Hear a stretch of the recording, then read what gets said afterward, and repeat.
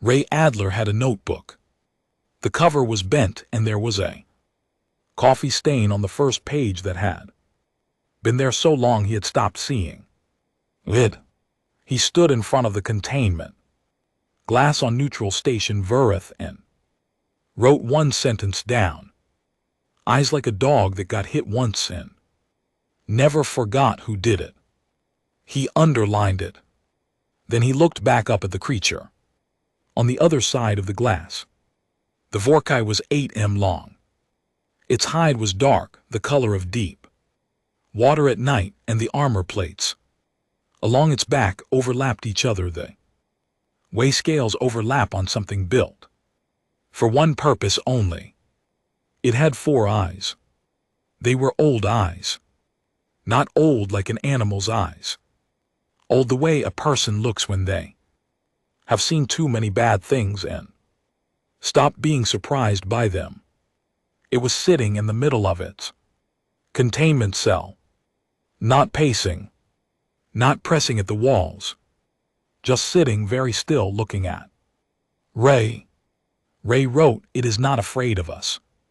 He thought about that for a moment. Then he added 3 words under it. It is bored. The containment cell was the most expensive thing the Galactic Compact had ever built for one living creature.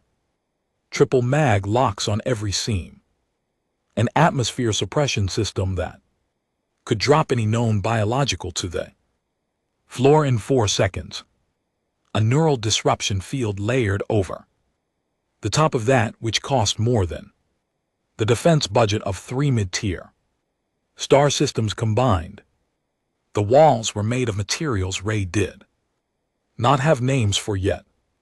The Keth engineering team had spent 11 months building this room. The Vorkai had been inside it for 18 months. It had pressed every wall, every lock, every joint and corner with what the Keth monitoring staff logged as random behavior. Ray had read those logs on the transport. Over all 400 pages of them. He did not think the behavior was random. He wrote, "It has been solving this room for 17 months. He did not write what he thought the answer to that problem might be. Behind him, the corridor was starting to fill. The diplomatic summit had been Cole Harvin's idea, or at least Cole had been the one who said yes when the compact sent the request to Earth. That was how Cole worked. He said yes to the rooms nobody else wanted to walk into because he had learned somewhere between his years as a Marine and his years as a negotiator that the rooms nobody wanted were the only rooms that ever changed anything. Ray heard him before he saw him. Cole's voice carried the way it always did, not loud, just clear, the kind of voice that assumed it would be heard and therefore was. But there was a second voice underneath it, higher, younger, asking a question about the smell. Ray turned around. Cole Harvin came down the corridor in a gray diplomatic jacket that had a small grass stain on the left sleeve he had clearly tried to rub off and failed. Beside him, holding one of his fingers with her whole fist, was a girl. She was 7 years old. Strawberry hair that had mostly come free from whatever had been done to it that morning. Grass-stained knees. One shoe with the Velcro done right and one with the Velcro folded underneath. She was looking at everything around her, the way a person looks when they are building a map. Cole looked at Ray. The look had a specific quality. It was the look of a man who had lost the same argument 6 times that morning and no longer had the strength to lose it again. "She was in my gear bag," Cole said. "I was not," Lily said. "I walked. You were in my gear bag for the first 2 hours. Lily thought about this for a moment. That part was different, she said, and turned her full attention to the containment glass. She walked straight up to it, both hands pressed flat on the surface. Her breath fogged a small circle near the bottom where her face was level with the glass. Ray watched her. Then he watched the Vorkai. The creature had not moved. Its four old eyes had not changed. But something in the quality of its stillness was different. The way a room changes when a window opens, nothing visible moving, but the air is not the same anymore. The Vorkai looked at Lily, not at Ray, who had been standing there for 45 minutes, not at the Keth soldiers at the corridor junctions, not at any of the dozens of beings who had passed this glass in the last 18 months of its captivity. It looked at her first. Ray wrote it down without deciding to. He was not sure yet what it meant. He wrote it anyway and put a small circle around it. Commander Software arrived at 1400 hours, with 4 staff members and a data tablet. He was Keth, which meant 6 limbs, a carapace the color of old copper, and the particular stillness of a man who had received bad news so many times that his face had simply stopped responding to it. 7 years of active command. 43 soldiers lost to the creature in that cell. He entered the briefing room the way person enters a place they already know is going to cost them something. He gave the briefing without drama, which made everything he said worse. 43 Keth soldiers, 3 Sarati destroyers, 1 orbital platform, all attributed to a single specimen, captured 18 months ago during the VLAN border incident. Before the capture, the Vorkai had been mostly a story soldiers told each other, something that lived at the edge of the navigation charts where surveys stopped and ships did not go. Then the Keth went, and they found it. The capture had cost 19 lives. Moving it had cost 11 more. The summit had been called because 3 compact members were arguing about what to do with it, had been arguing for 8 months and had reached nothing. The humans had been invited because Earth was the only compact member that had not stated a position. No one in the room said out loud why they thought that was. Ray stood near the back wall and watched the briefing slides cycle through casualty counts and structural damage reports. He thought about the reason and said, "Nothing." Sothvay ended with one sentence. He delivered it the same way he had delivered all the others. He said the Vorkai's original habitat was destroyed during the capture operation. This was a necessary step to prevent its return. Cole's pen stopped on his notepad. Ray stopped writing. The room moved on without pausing. A Sarati delegate asked a procedural question. Sothvay answered it. The slides kept going. Ray looked at the wall feed in the corner of the room. The containment cell was visible in it. The Vorkai sat exactly where it had been sitting when Ray arrived. Still, patient, 4 old eyes that did not blink. Ray thought about the word necessary. He thought about 18 months of a creature pressing its body against every seam in a room built to hold it. He thought about what a living thing does when the place it came from is gone, when there is no longer anywhere to go back to. He did not write any of this down. Some things did not belong in field notes. On the far side of the chamber, Lily had drifted toward the corridor that led back toward the containment wing. Cole caught the back of her jacket. without looking, and she hung there for a moment, suspended completely, unbothered by it. "What is his name?" she said. "It does not have a name," Cole said. Lily looked at the wall feed. She looked at it for a long time with the particular way a child puts on something they have decided is wrong and are figuring out how to fix. "That is not right," she said. Cole did not answer. Ray looked at his notebook. The circle he had drawn around his note was small and dark, and he had gone around it twice without realizing. The Vorkai on the wall feed had not moved. It was still looking at the place where Lily had been standing. The breach happened at 3:40 station time. Not with a bang. Not with an alarm. The first sign was a monitoring technician on the night shift who looked at his screen, looked away, looked back, and then said something in Keth that the translation system logged as, "That is not possible." The triple mag locks had not been broken. They had been opened from the inside. Every lock on the containment cell, in the correct sequence, undone by something that had spent 17 months watching how they worked. The cell was empty. The Vorkai was in the corridor before the first alarm sounded.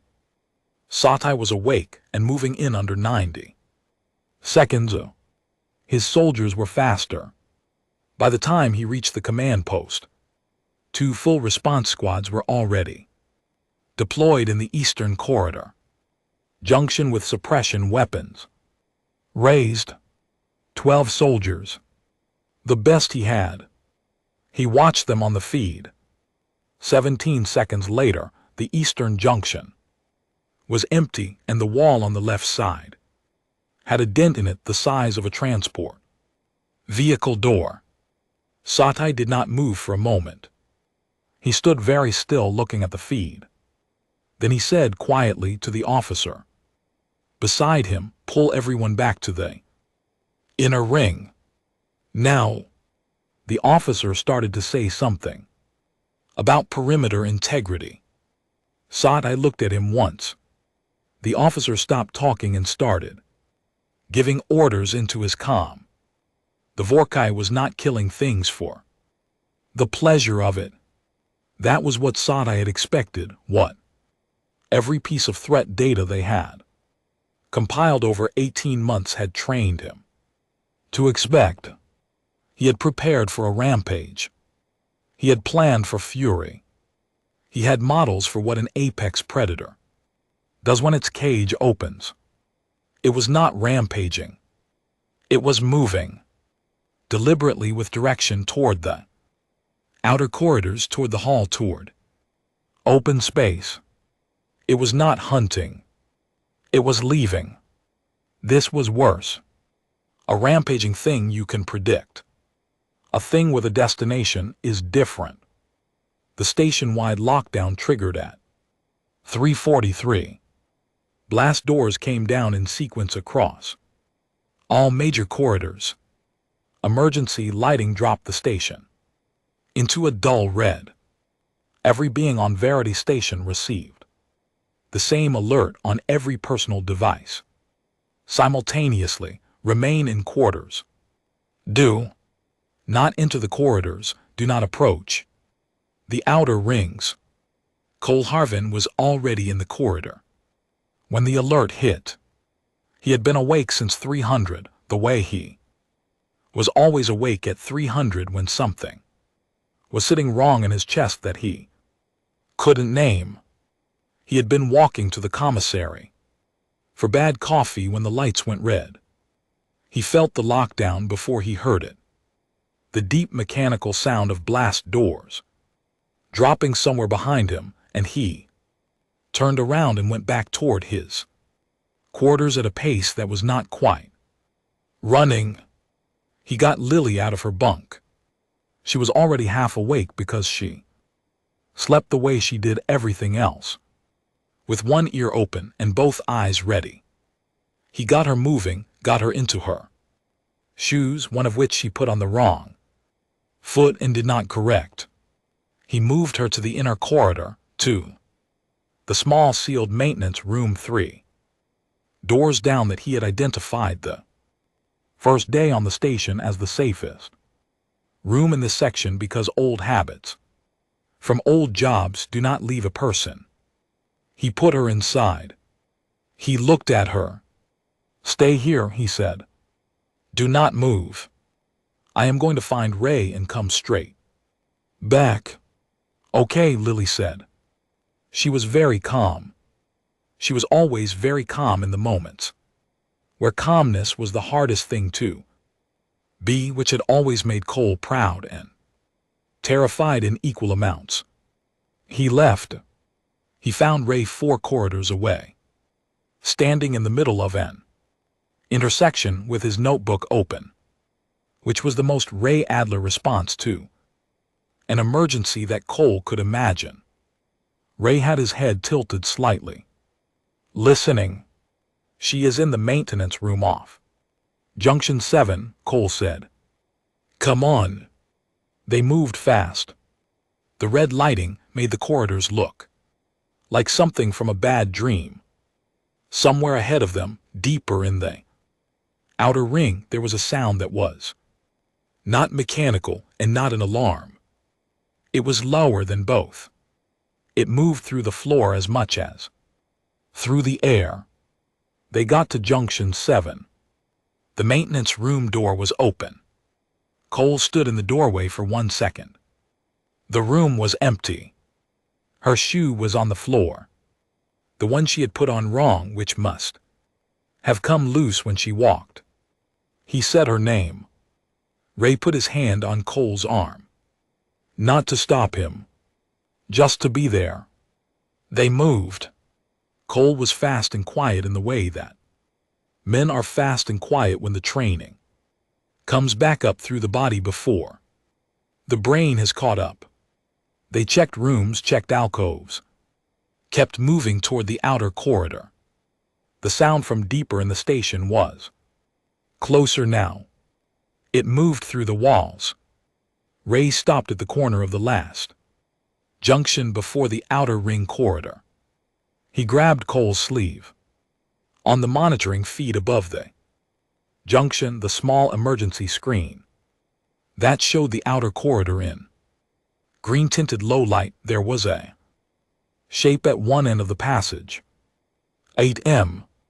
Dark-eyed. 4 eyes, each one lit faintly in the emergency glow.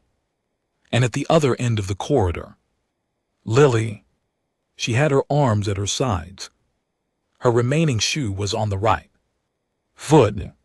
She was standing completely still and she was looking at the Vorkai the way she looked at everything large and alive that she had not seen before, with open, uncomplicated interest. In the command post, SciFi had the same feed on his main screen. He had already picked up the communication device to call in a suppression strike on the outer corridor. He was looking at the screen. He was looking at the small human child. At one end of it, his hand stayed where it was. One of his officers said, "Commander, your order." SciFi did not answer. He watched the screen. Ray was watching the smaller screen at the junction. Cole was beside him and Cole's hand was on the wall pressing into it, and Ray did not look at his face because he did not need to. The Vorkai had not moved. The corridor was maybe 30 m long. 30 m between 8 m of armored muscle and one 7-year-old girl with mismatched shoes and grass-stained knees. Ray thought about the first day at the glass, the thing he had written in his notebook, and circled twice without meaning to. It looked at her first. He kept his hand on Cole's arm. Cole's breathing was very controlled and very deliberate, the way breathing gets when a person is using it to hold themselves in one place On the screen, Lily tilted her head. The Vorkai's 4 eyes did not blink. The corridor was very quiet. Ray noticed in the specific way that people notice wrong things in bad moments, that the low sound from the walls had stopped. The Vorkai had been making it the whole time it was moving through the station. Moving. Looking for the exit. Looking for out. It had stopped moving. It was standing still looking at a 7-year-old girl, and the sound it made had gone quiet. Ray's notebook was open in his hand. He had not written anything. His pen was touching the page and had not moved. Lily took 1 step forward. Cole made a sound that was not a word in any language. Ray kept his hand on his arm and did not let go. Lily took 1 step forward. Then she stopped. Not because she was afraid. She stopped the way a person stops when they're paying careful attention and want to do it right. The corridor was 30 m long. The emergency lighting was a dull green-gray that made everything look like the bottom of something. The Vorkai was at the far end. 8 m of it. Its 4 eyes caught the light the way deep water catches light from the inside, giving it back changed. Lily looked at it. She had seen big things before. She had seen them in pictures and through glass and on screens. She had pressed her hands against the containment window the day before and fogged a small circle with her breath and looked at those same 4 eyes from the safe side of half a meter of reinforced material. That had been interesting. This was more interesting. The Vorkai did not move. At the junction corner, Ray held Cole's arm with both hands. Cole was not moving, but he was the kind of not moving that takes everything a person has. His breath was coming out slow and even and deliberate, and Ray could feel the muscles in his arm under his grip like cable under tension. Ray watched the screen. In the command post, South Vi had not given any order. His officer had asked twice now. South Vi had not answered. He was watching the feed with his hands flat on the console and his carapace very still, and the officer had stopped asking. Lily took another step. The Vorkai's head moved. Not fast. Not threatening. It moved the way large things move when they're deciding whether something is worth their full attention. Its head lowered slightly. Its 4 eyes tracked her the way fixed point tracks a moving one, steady, continuous, not predatory. Just watching. Lily walked to the middle of the corridor. She stopped there. She was now equidistant between the two ends, equidistant between the Vorkai and the junction where Cole and Ray stood. Frozen. She put her feet together. She tilted her head to one side. She looked at the Vorkai for a long moment. Then she said, "Sit." Not loudly. Not with any authority she had been taught or trained for. She said it the way a child says it to a dog in a backyard. Simple. Come. The tone that means I see you and I am not frightened of you, and there is no reason you should be frightened of me either. The tone that means we are both just here, and that is fine. The word was small in the corridor. The corridor was large in the silence. After the word was larger. The Vorkai sat. It folded its back legs first, then its front slowly, all the way down until its enormous chest was near the floor, and its head was at roughly the height of Lily's face. The armor plates along its back settled with a sound like low thunder. Its 4 eyes stayed on her the whole time. It sat. In the command post, one of the monitoring technicians made a sound and knocked her chair back from the console. Nobody looked at her. Everyone was looking at the screen. Sci-Fi did not move. He looked at the feed and then he looked at the casualty reports on the table. Beside the console, the ones he had been reviewing at 300 when the breach alarm went off, 43 names in the Keth script he had read so many times the letters had stopped looking like letters. He looked at the feed again. His officer said, "Commander, the suppression strike." "No," Sci-Fi said. He said it quietly. He did not say anything else. At the junction, Ray let go of Cole's arm. Not because Cole was calm. Because Cole needed both his hands, and Ray had just realized that, and using his hands meant not running, and not running was the right thing, even though every part of Cole Harvin that was not diplomat was screaming the opposite. Ray watched the screen. Lily walked toward the Vorkai.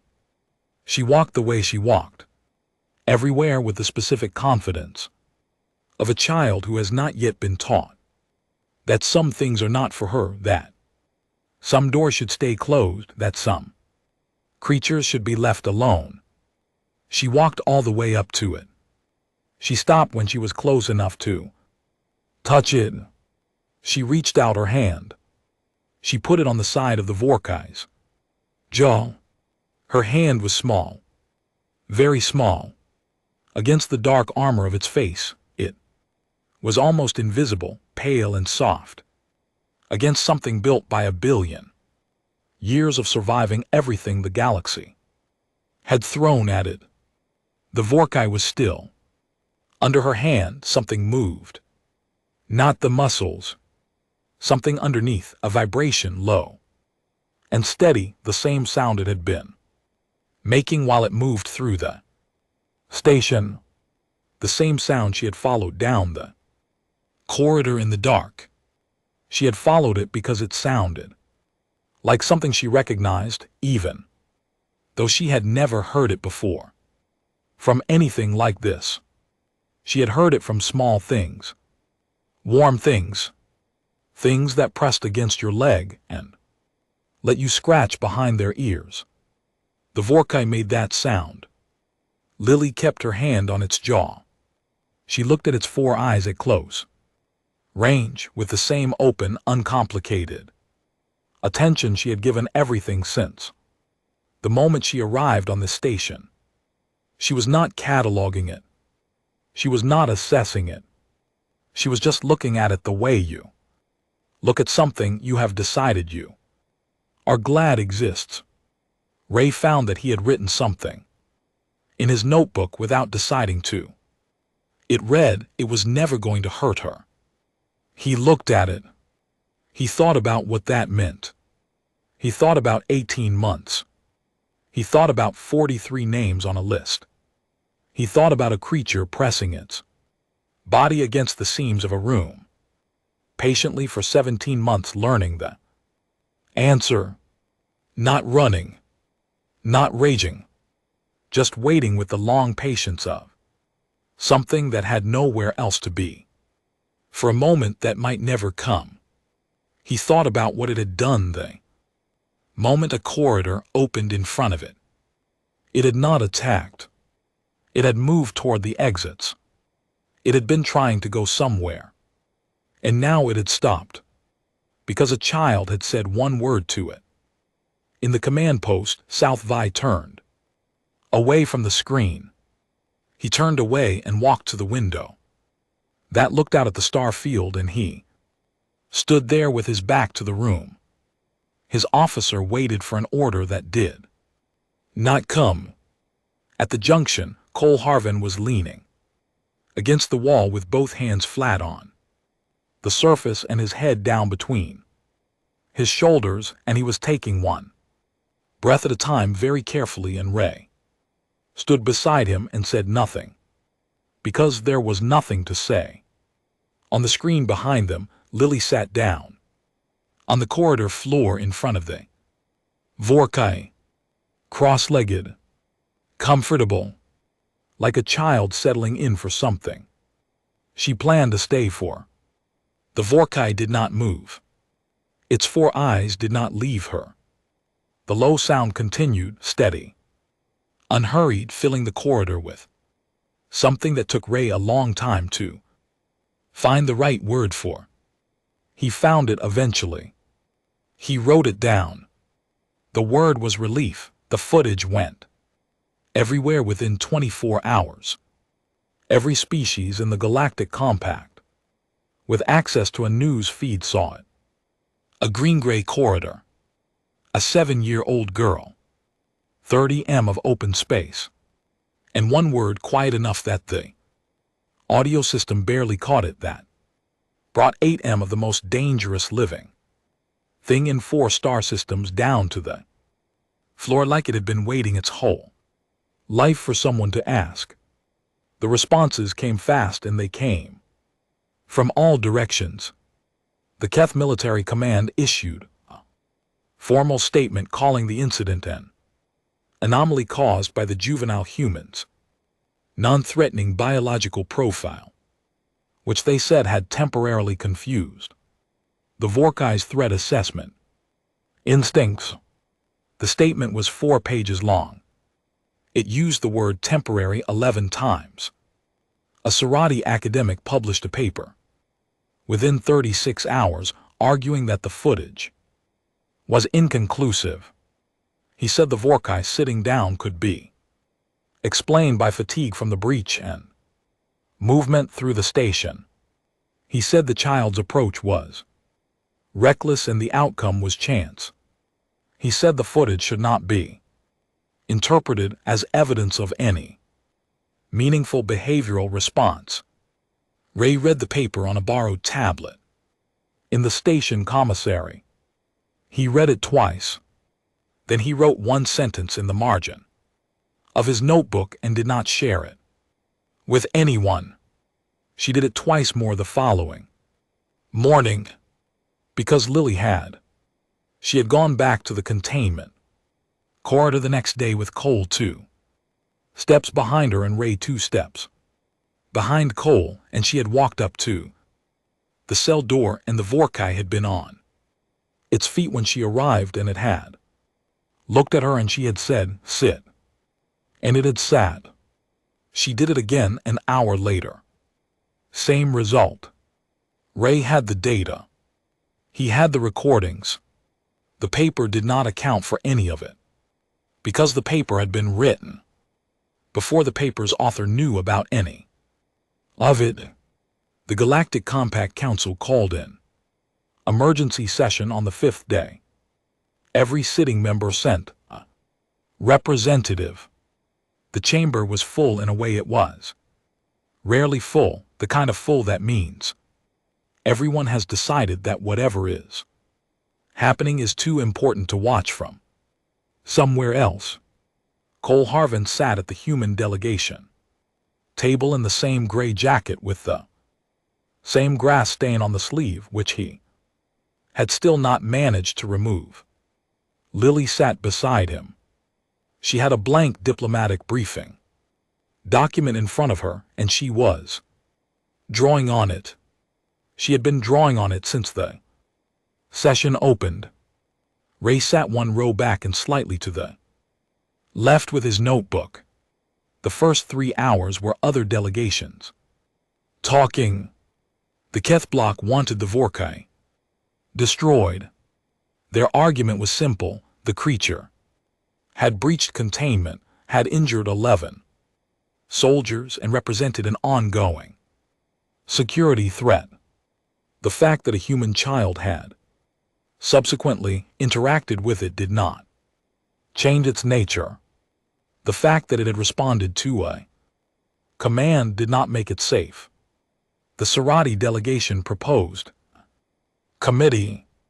The Villan observer said nothing, which was what the Villan observers always did in the first session of anything, because they were the oldest species in the compact, and they had learned that The first session of anything was mostly people saying things they already knew and did not need help with.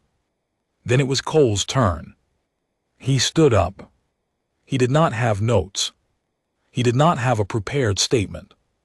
He had Lily's drawing, which he had finished and slid across the table to him 5 minutes before he stood up. He looked at it once, put it in his jacket pocket, and addressed the chamber. He said, on Earth, 15,000 years ago, humans lived alongside an animal called a wolf.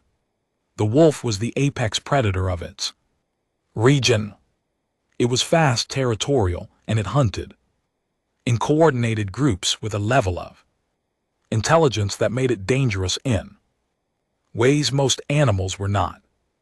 By any rational calculation, the wolf and the human should have been enemies. They competed for the same food. They occupied the same territory. A wolf could kill a human. Humans could kill wolves. They did not end up as enemies.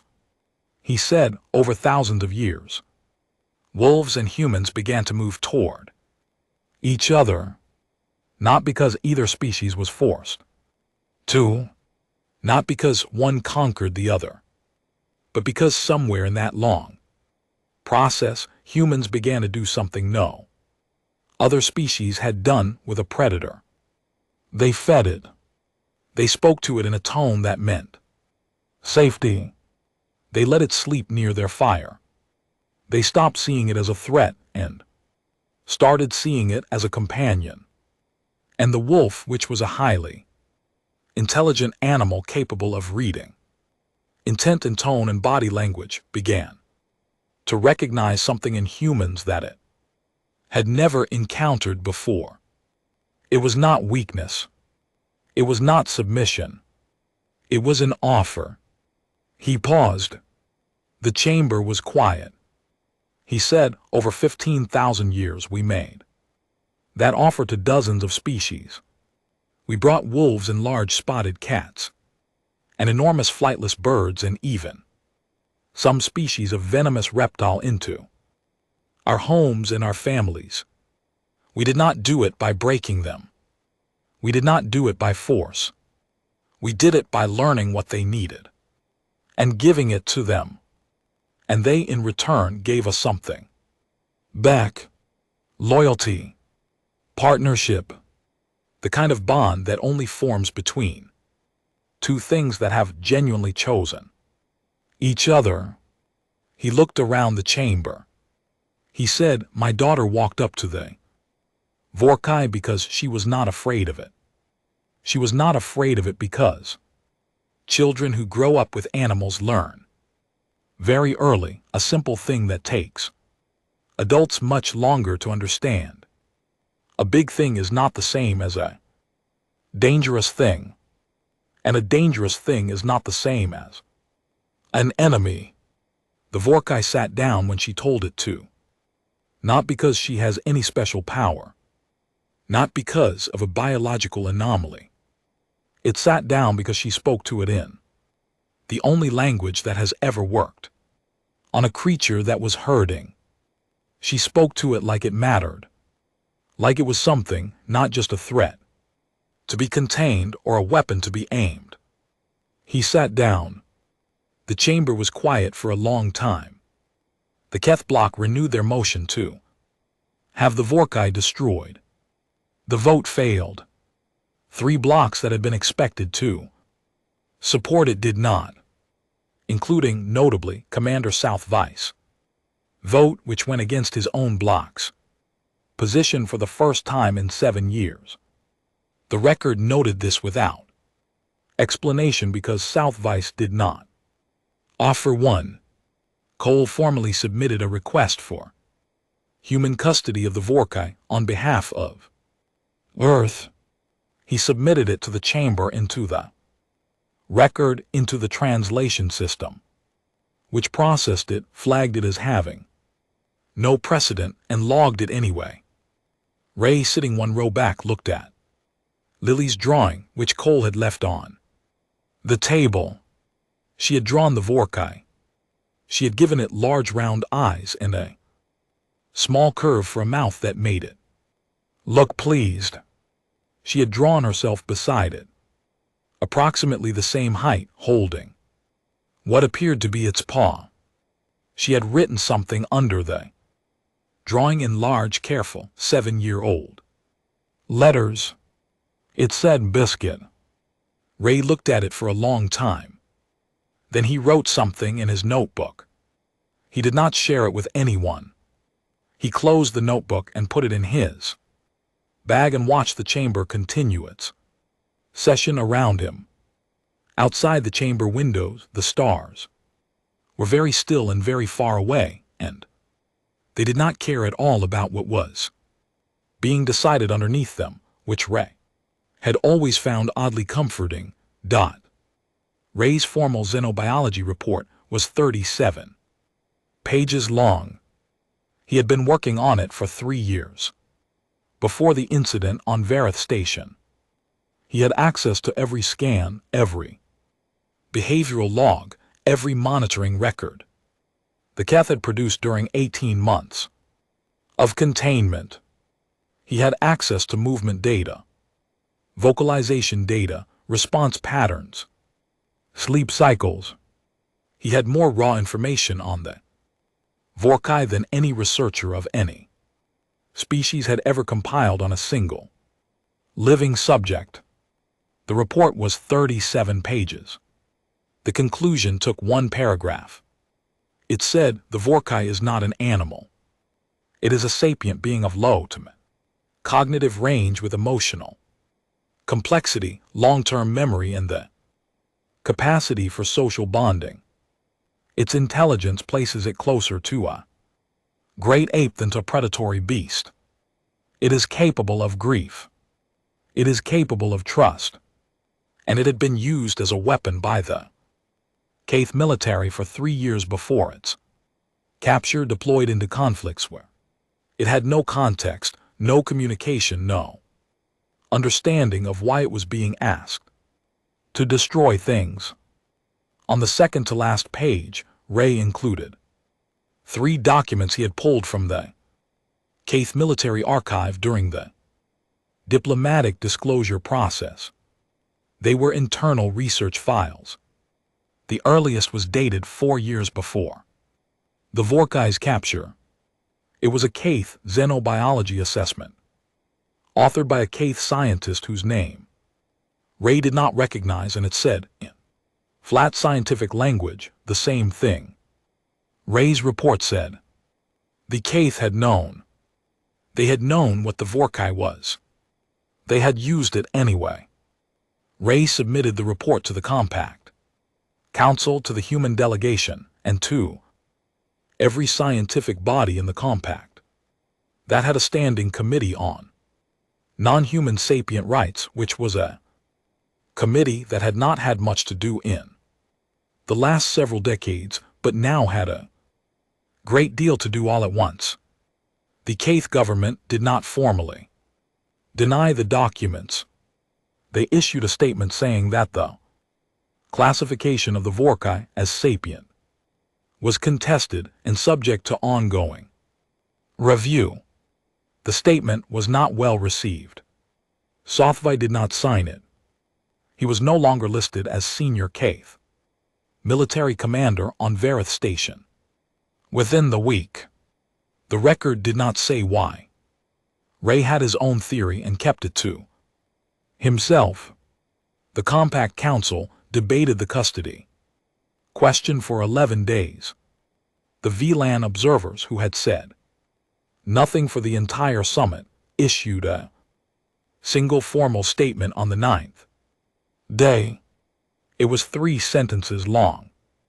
It said that the VLAN people had been watching humanity for 200 years since first contact and had waited patiently for the moment when the rest of the Compact would understand what the VLAN had understood early. The statement said that humanity's history with non-human animals was not a curiosity or an anomaly. It was the most important thing about Them, the custody vote passed on day 11. The Vorkai would go to the human research colony on Vareth 4, a green world with open land and clean air where Ray had already begun making arrangements 6 days before the vote. Happened because he had learned early in his career that paperwork does not wait for outcomes.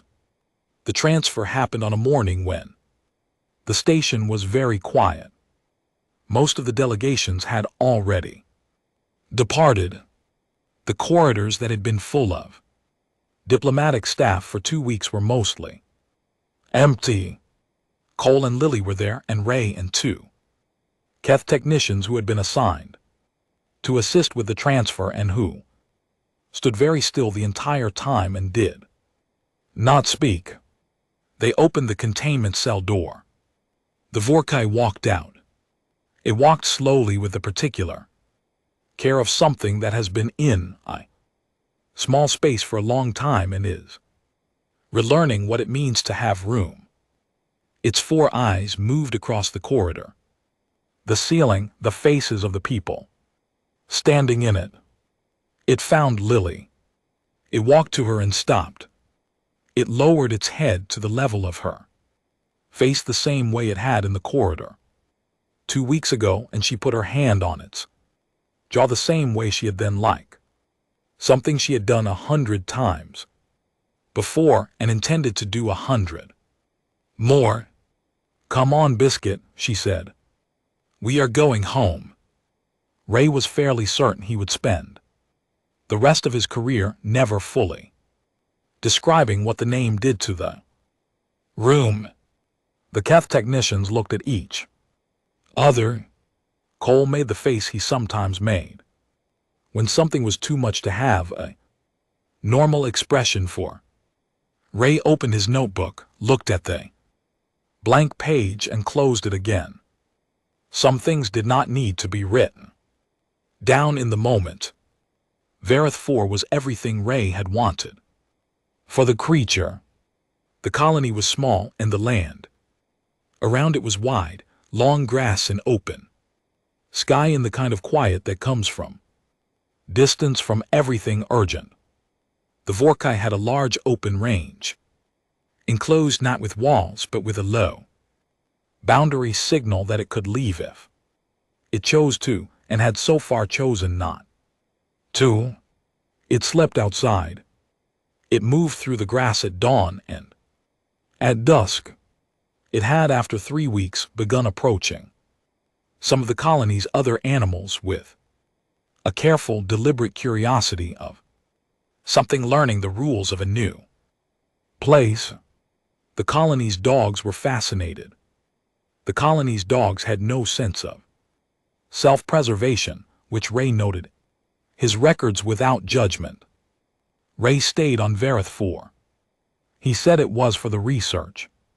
Cole, on his first visit back, looked at Ray's setup in the colony's small science building at the field notes pinned across an entire wall at the coffee mug that had lived on the corner of the desk long enough to leave a permanent ring, and said nothing about it. Lily visited every time Cole's diplomatic rotation brought them through.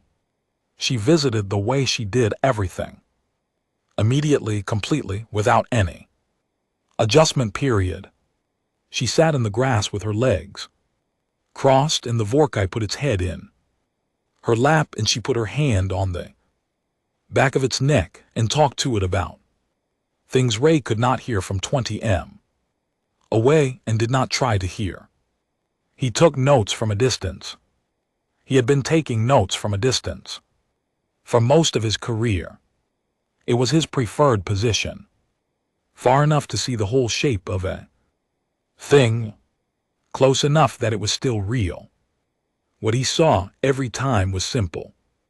A very large creature that had been used as a weapon, that had spent 18 months in a room built by fear, that had destroyed things because it had been placed in situations where destroying things was the only possible response, lying in the Grass of an open field on a green world.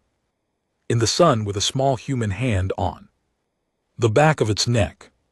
Not afraid. Not dangerous. Just there. Ray's last field note from that year was short. He had been writing long ones for months. Pages of behavioral data, vocalization, analysis, social development, observations, good work, careful work, work that would matter to the committees, and the councils and the policy reviews that were already reshaping how the compact thought about non-human sapient rights. But the last note was short. He wrote it on a Tuesday morning sitting outside the science building with his coffee, watching Lily in the grass and Biscuit's head in her lap and the long, quiet sky above all of it. He wrote the galaxy spent 40 years building its understanding of this creature on what it did when it was afraid and had no choices. A 7-year-old girl named it after a snack. Food. I think the 7-year-old was right about which one of those things mattered. He closed the notebook. He drank his coffee. The morning was very still and the grass moved in a slow wind and Biscuit made a low steady sound that carried all the way across the field, and it sounded the same as it had always sounded. Like something that had finally, after a very long time, stopped waiting to feel safe. And did.